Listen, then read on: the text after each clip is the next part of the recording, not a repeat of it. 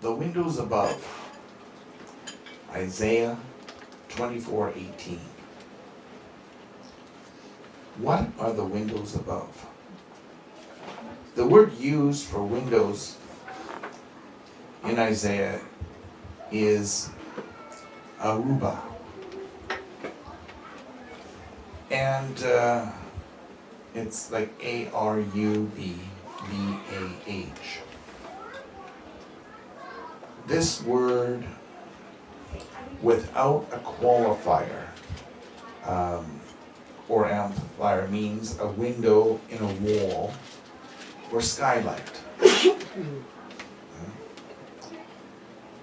A chimney, an aperture, an exhaust port, and sometimes a pressure release vent. With an amplifier above, that word above, it then means a wormhole, a time-space portal, a passage access between galaxies or universes or dimensions. It refers to an exit and an entrance site that adjusts pressures from one area of creation to another. Lightning and clouds form around such an opening. You can find numerous times where there'll be a circle form and with lightning going all the way around it. Well, that's what this windows above is referring to, that sort of situation.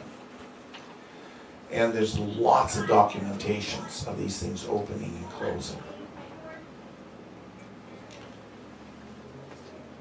Actually, somebody just got a grant to study them. They're getting so common through the southern states and into the Bermuda Triangle. Such an opening would create great gravitational waves and electromagnetic pulses. Well, that's exactly what they're finding it's doing. There are, the more these are, the instruments and planes and boats and cars and all that all fail. Watches fail. There's totally no value around these wormhole style entrances. The windows above would be opening for transmat operations. The bigger the window above that is formed, the greater the quake potential forms below. It can even lift, these gravitational waves could be such that they could lift up a continent and drop it, causing it to sink below the level of the sea. And this may have been the cause of Atlantis sinking and the continent of New to sink. Well, in Isaiah 24:18 it says, "Then it will be that he who flees the report of disaster will fall into the pit, and he who climbs out of the pit will be caught in the snare. For the windows above are opened, and the foundation of the earth shakes." If you were transmatting a big city-sized ship, you could, through it, you could cause massive earthquakes like nothing man has experienced before. didn't say that the Earth didn't have them before this, but nothing that we have experienced before that these quakes would be so great. Then it will be tells us that it is already an action-reaction law. When the Bible refers to something will, then it will be. That it's already a law that's in process. Predestined to take effect when something happens. The punishment is set. You can't get out of it. It's locked into place. He who flees the report of disasters will fall into the pit. Well, did you notice that when we have major earthquakes, there's sometimes great pits open up? They have a word in Mexico for them. I forget what it is right now, but these, some of these pits are 800-900 feet deep. And they just throw a board on top of them and walk across them, into the store or whatever. Anyway, this is a warning to those who flee to the mountains or flee to underground caves, bunkers, or seek escape in high-speed rail cars. They think they can outrun it. You're going to outrun an earthquake. These areas offer no safety. That's what the Bible says. There's no safety in them. And he who climbs out of the pit will be caught in a snare. A snare often refers to hunting armies, or armies of giants, or even UFO spaceships. It is saying that nothing in human strength will survive as unaffected. What has been programmed to catch you will catch you and destroy you.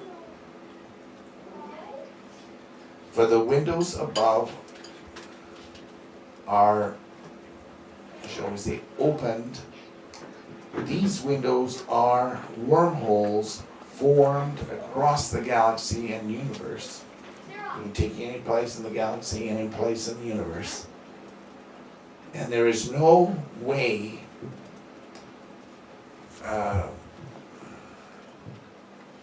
that this could apply to a house with a ceiling light in it. Like a skylight. Just can't apply to it.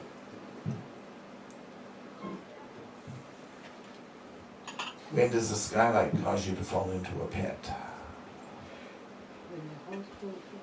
No? Does it chase you down and catch you and snare you? Not usually. Okay. But there's some of these commentaries that refer to it as the skylight. It's just, I have to wonder what universe they're from. And the foundations of the earth shake. When you open your window, does the foundations of the earth shake? It has to be something else other than a window in a wall or a ceiling, a skylight, right? However, when this shaking does take place, it shakes the earth to the very core. The use of transmat technology on a grand scale will do this. They're experimenting with it right now. Even the University of Waterloo has major experiments in transmatting. They got a big amount of US dollars to go in and study transmatting. It's different than translation, but you open a wormhole.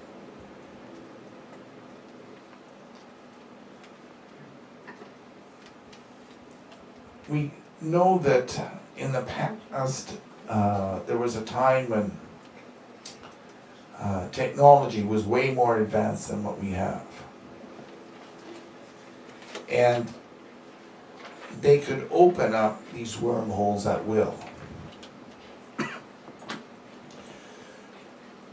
When they opened, great armadas of spaceships arrived. We can tell that from the past.